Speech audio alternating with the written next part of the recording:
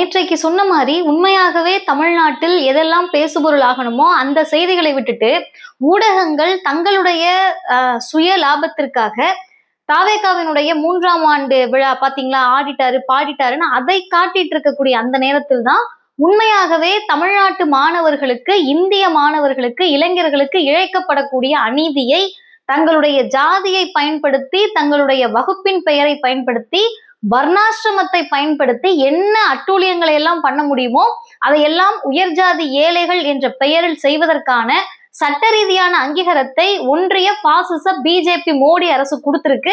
அதுக்கு நீட்டுன்னு பேர் வச்சிருக்காங்க. மிகப்பெரிய ஒரு ஸ்கேம, மிகப்பெரிய ஒரு அட்டூழியத்தை, சூதாட்டத்தை அரங்கேற்றி கொண்டிருக்கிறார்கள். இதை பற்றி பேச வேண்டியது காலத்தின் கட்டாயம். அதே நேரத்தில் நேற்றைக்கு ஞாயிற்றுக்கிழமை வெளியிட்டுட்டோம், ஞாயிற்றுக்கிழமை மதியம் வெளியிடப்படக்கூடிய முதல் பட்ஜெட் அப்படின்ற பெயர்கள் எல்லாம் வைத்து 9வது முறையாக நம்முடைய நிர்மலா சீதாராமன் அவர்கள் வெளியிடுறாங்க அப்படிலாம் பெருமை பீத்திக்கிட்டு இருந்தாங்க. உண்மையாகவே அந்த பட்ஜெட்ல என்ன இருந்தது? தமிழ்நாட்டு நலனுக்காக ஏதாவது சொல்லப்பட்டிருக்கிறதா? இந்த பட்ஜெட்டினுடைய நோக்கம் என்ன? வர இருக்கக்கூடிய சட்டமன்ற தேர்தலை ஒட்டி இதை நாம் எப்படி புரிந்து கொள்வது என்ற இந்த 2 செய்திகளை தான் இன்னைக்கு நம்ம இந்த வீடியோல பார்க்க இருக்கோம். பாருங்க, மற்றவங்களுக்கும் பகிருங்க. டிவார் சேனலை சப்ஸ்கிரைப் பண்ணிக்கோங்க.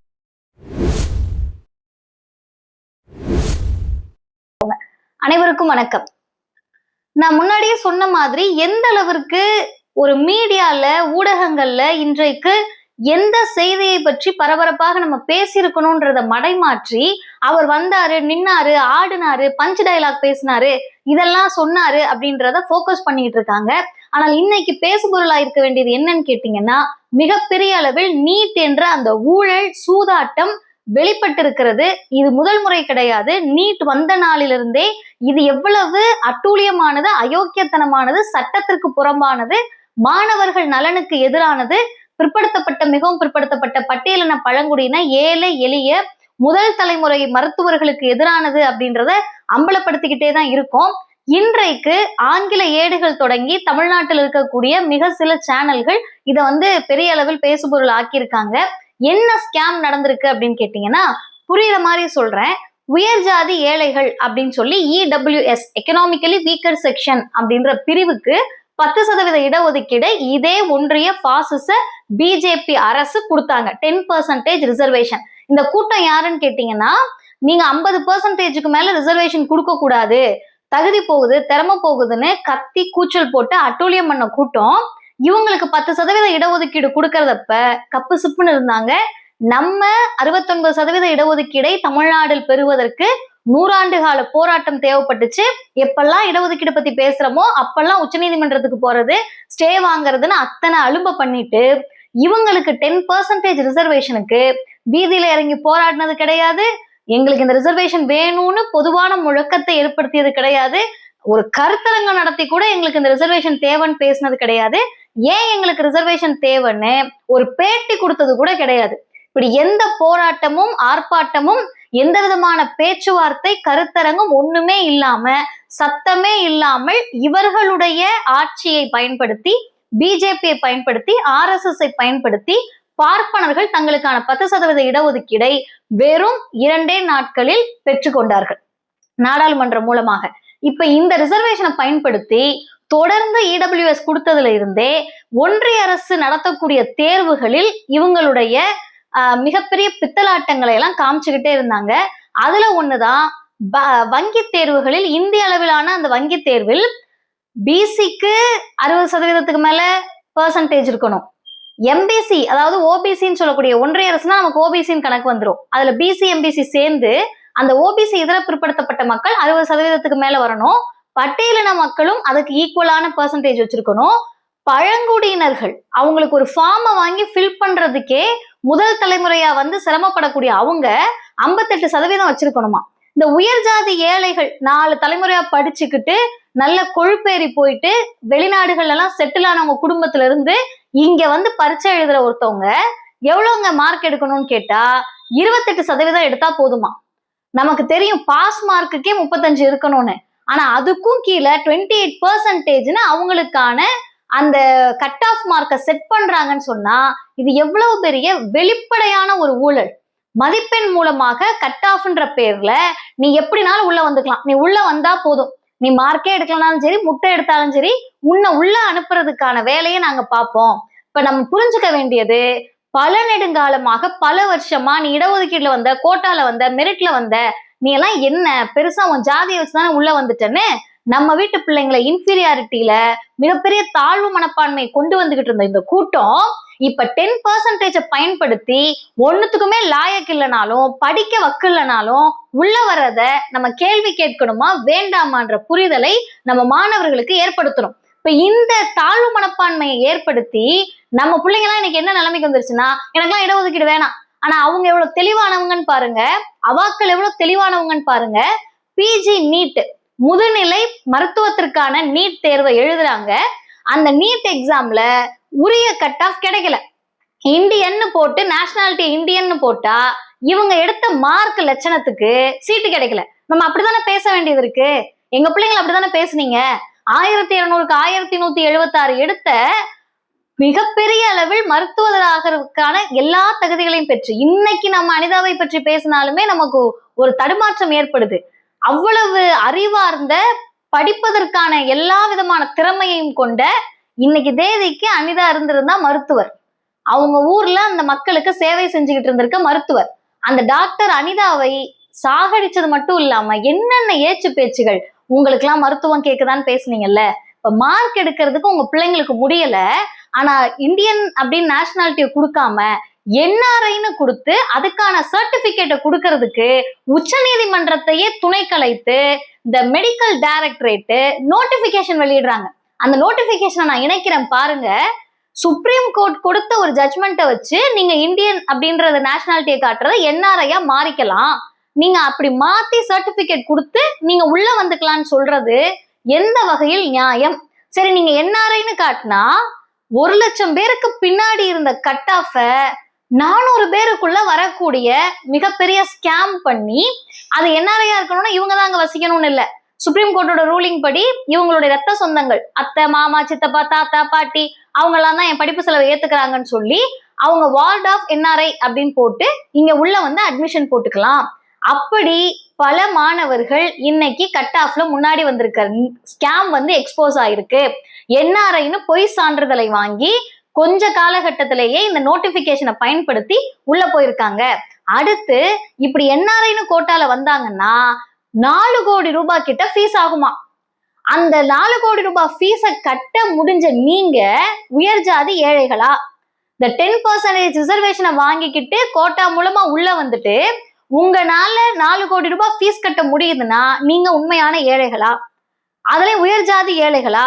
வருஷத்துக்கு 8 லட்சம் ரூபாய் சம்பளம் இருந்தாதானே, வருஷத்துக்கு 8 லட்சம் ரூபாய் அப்படின்னு நீங்க கணக்கு காட்டினாதானே, மாசத்துக்கு 65,000 ரூபாய்க்குள்ள அதுவே பாத்துக்கங்க உயர் ஜாதி ஏழைகள். இப்ப நீங்க 4 கோடி ரூபாய் கட்ட முடியுதுன்னா இந்த உயர் ஜாதி ஏழைகள்ன்றதே ஃபர்ஸ்ட் ஸ்கேம், 10% ரிசர்வேஷன்ன்றது அடுத்த ஸ்கேம், நீட்ன்றது அடுத்த ஸ்கேம். இப்ப இந்த உள்ள போய் இந்த கட் ஆஃபை பயன்படுத்தி இந்த நோட்டிபிகேஷனை பயன்படுத்தி உள்ள போலான்றது அப்பட்டமான ஊழல். இதை மருத்துவத்துறையில் திணித்திருக்கக்கூடிய ஒன்றிய பிஜேபி மோடி அரசை கண்டித்து தொடர்ந்து நம்ம போராடிக்கிட்டு இருக்கோம். நீட்டுன்றதே பித்தலாட்டம், ஊழல், அயோக்கியத்தனம், சூதாட்டம் அப்படின்றத இதை வைத்து நாம் பரப்ப வேண்டிய தேவை இருக்கிறது. இந்த நேரத்தில் தான் 2026 சட்டமன்ற தேர்தல் வர இருக்கு. இந்த நேரத்தில் நேற்றைக்கு வெளியான பட்ஜெட், ஒன்றிய அரசினுடைய பட்ஜெட் 9வது முறையாக நிர்மலா சீதாராமன் தாக்கல் பண்றாங்களாமா. அவங்க தமிழ்நாட்டை பூர்வீகமாக கொண்டவர்கள். பட்ஜெட் தாக்கல் செய்ய போகிற போது காஞ்சிபுரத்தில் கையால் நெய்த புடவையை கட்டி இருக்கிறார். அதான ரொம்ப முக்கியம். நாட்டுக்கு அவங்க என்ன புடவை என்ன நூல்ல நெய்ததை தச்சிருக்காங்கன்றதா முக்கியம்.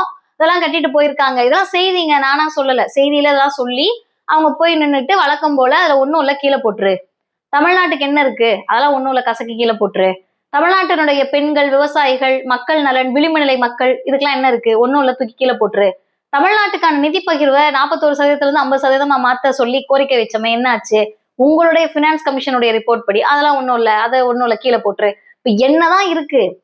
வழக்கமாக சுடக்கூடிய வடைகள் நிறைய இருக்கு. பீகார் தேர்தலின் போது அந்த பீகார் தேர்தல் வர இருக்குன்றதுக்காகவே ஒன்றிய பட்ஜெட் ஃபுல்லா பீகார் பட்ஜெட்டா மாறுச்சு. நீங்க நல்லா யோசிச்சு பாருங்க. இவங்க ஆட்சி அமைக்கணும்னு டார்கெட் பிக்ஸ் பண்ணி வேலை செஞ்சு இன்னைக்கு ஆட்சி அமைச்சிட்டோன்னு பெருமை பேசக்கூடிய பீகாருக்காக பீகார் பட்ஜெட்டாக வெளியிடப்பட்டது யூனியன் பட்ஜெட். ஆனா ஓட்டு வாங்குறதுக்காக வாக்கு வங்கிக்காக கூட தமிழ்நாட்டின் பக்கம் இவர்களுடைய பார்வை திரும்ப மாட்டுதுன்னு சொன்னா ரொம்ப தெளிவா இருக்காங்க. நம்ம என்ன பண்ணாலும், தலைகீழா நின்று தண்ணி குடிச்சாலும், நம்ம மாறு வேஷம் போட்டுக்கிட்டாலும், 10 முறை தமிழ்நாட்டுக்கு போயிட்டு வந்தாலும், நாங்களும் தமிழ்நாட்டு மேல அக்கறை இருக்கோம்னு மறு வச்சுக்கிட்டாலும், திருவள்ளுவரை திருடி வச்சுக்கிட்டாலும், திருக்குறளை திருடி வச்சுக்கிட்டாலும் அம்மஞ்சல்லிக்கு பிரயோஜனம் இல்ல. இப்ப இவங்களுக்கு எதுக்கு நம்ம கொடுத்துட்டு அப்படின்ற முடிவுக்கு பிஜேபி வந்துட்டாங்க. தமிழ்நாட்டு மக்கள் என்ன முடிவுக்கு வந்துட்டாங்கன்னா, நீ என்ன நடந்தாலும் எங்க நலனுக்காக ஒன்னும் செய்ய போறது கிடையாது.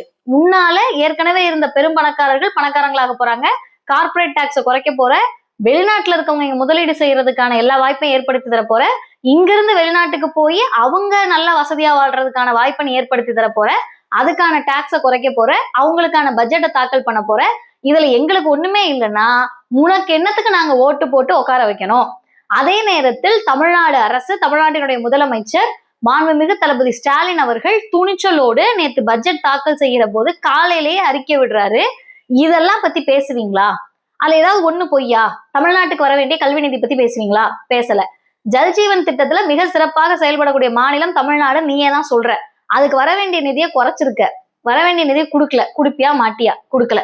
ஆனா அதே நேரத்தில் பீகாருக்கு நான் நினைவுபடுத்துகிறேன், அவங்களுடைய வெள்ள பேரிடர் எல்லா மக்களுக்குமே, அவங்களுடைய மாநில மக்களுக்கு அவங்க கொடுக்கக்கூடிய நிதியை பேரிடரின் போது பகிர்ந்தளிக்க வேண்டிய கடமை ஒன்றிய அரசுக்கு இருக்கு.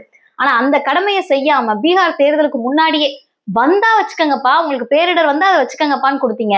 ஆனால் அதே நேரத்தில் தமிழ்நாட்டில் இதுவரை நடந்த கொடூரமான இயற்கை பேரிடர்கள், வெள்ளம், புயல், எதுக்காவது கொடுக்க வேண்டிய நிதியை ரிலீஸ் பண்ணிருக்கீங்களா? கொடுத்துருக்கீங்களா? இல்ல. அப்படி எதுவுமே செய்யாம எந்த முகத்தை வைத்து கொண்டு தமிழர் நலன்னு பேசுவீங்க? ஏற்கனவே கொடுத்த எய்ம்ஸை கட்டி முடிக்க வக்கு இல்லாம இன்னும் 3 நாங்க கட்ட போறோம் இந்தியா ஃபுல்லா. எதுக்கு? ஒரு ஒன்றிய அரசினுடைய ஒரு பட்ஜெட் படுமோசமாக வந்திருக்கிறது. தமிழர் நலன் சார்ந்து, தமிழ்நாட்டு நலன் சார்ந்து மூச்சு கூட விடல. எதிர்கட்சியில் இருக்கக்கூடியவர்கள், அதாவது பிஜேபிக்கு எதிர்கட்சியாக இன்றைக்கு இருக்கக்கூடிய திராவிட முன்னேற்ற கழகத்தில் குறிப்பாக அக்கா எம்பி கனிமொழி அவர்கள், நம்முடைய முதல்வர் அவர்கள், அதே போல கம்யூனிஸ்ட் கட்சியை சார்ந்தவர்கள் எல்லாம் திரும்ப திரும்ப கேள்வி எழுப்புறது. வழக்கமா திருக்குறளாக சொல்லுவேன், இன்னைக்கு திருக்குறளையும் சொல்லல. நல்லதுதான். ஏன்னா நம்ம ஆட்கள் எப்படின்னா, இங்க இருக்கக்கூடிய பிஜேபி அவங்க நம்ம ஆட்கள் தானே. கிளை கழகத்துல இருக்கவங்க எல்லாம் பாத்தீங்களா, திருக்குறளையே சொல்லிட்டாங்க. திருக்குறளை சொல்லிவிட்டு மத்த எல்லாத்தையும் நம்ம கிட்ட இருந்து உருவிட்டு விடுற மாதிரிதான் இந்த முறை திருக்குறளையும் சொல்லாதது நல்லதுதான். இப்ப இதையே நம்ம இவ்வளவு ஃபோக்கஸ் பண்ணி இந்த வீடியோல பேசுறோம்னா, நீட்ன்ற ஸ்கேம் எக்ஸ்போஸ் ஆயிருக்கு. யூனியன் பட்ஜெட்ல அம்மஞ்சல்லிக்கு பிரயோஜனம் இல்லாத ஒரு பட்ஜெட்டு. தமிழ்நாட்டுக்கு இதனால ஒரு நயா பைசா பிரயோஜனம் இல்லை, தமிழர் நலனுக்கு பிரயோஜனம் இல்லை. இவ்வளோ நடந்துகிட்டு இருக்கிறப்ப ஏதோ ஒரு கட்சி ஆரம்பிச்சு 3 வருஷமா வீட்டுக்குள்ளேயே உட்காந்துக்கிட்டு வீக்கெண்ட் பாலிடிக்ஸ் பண்ணிக்கிட்டு, எப்ப தொடர்பு கொண்டாலும் தொடர்பு எல்லைக்கு வெளியே இருந்துகிட்டு, நீலாம்பரி பார்ட் 2 ஷூட்டிங்க பனையூர்ல நடத்திக்கிட்டு, எவ்வளவு சொகுசா இருக்கு பாருங்க அரசியல். வீட்டுக்குள்ளே இருந்துக்கலாம், ஒரு பிரச்சனைக்கு வாய் திறக்க தேவையில்ல, தமிழ்நாட்டு பிரச்சனை பத்தி பேசவே தேவையில்ல. என்னைக்கு ஸ்டார்ட் ஆக்ஷன் கேமரா அப்படின்னு சொன்னாங்கன்னா உடனே திரைக்கு முன்னாடி நின்று யாரோ கொடுத்த ஸ்கிரிப்டை வாசிச்சுட்டு அதையே நல்லா கை தட்டிட்டாங்கன்னா திரும்ப ஒரு தடவை நின்று போஸ்ட் கொடுத்துட்டு கிளம்பி போயிட்டு நீ அடுத்து எப்போ வருவாருன்னு தெரியாது. இந்த மாதிரி இருக்கக்கூடியவர்களுக்கு கொடுக்கக்கூடிய முக்கியத்துவத்தை தயவு செய்து இளைஞர்களே, மாணவர்களே, உங்கள் நலன் சார்ந்த பிரச்சனைக்கு, அடுத்து பாராமெடிக்கல் கோர்சஸ்லயும் நீட் வந்துருச்சுன்னு ஆர்ப்பாட்டம் பண்ணி வீதியில இருந்து கத்திக்கிட்டு இருக்கக்கூடிய முற்போக்காளர்களுக்கு, உண்மையான திராவிட இயக்கத்திற்கு, திராவிட சிந்தனை கொண்டவர்களுக்கு, தற்போது திராவிட முன்னேற்ற கழகம் இதற்கெல்லாம் நமக்காக நிக்குதுன்னா இவர்கள் பக்கம் நிற்பதுதான் சரி என்ற புரிதலுக்கு வரணுன்றதுக்காக தான் இந்த வீடியோ. மற்றவர்களுக்கும் பகிருங்கள். நன்றி.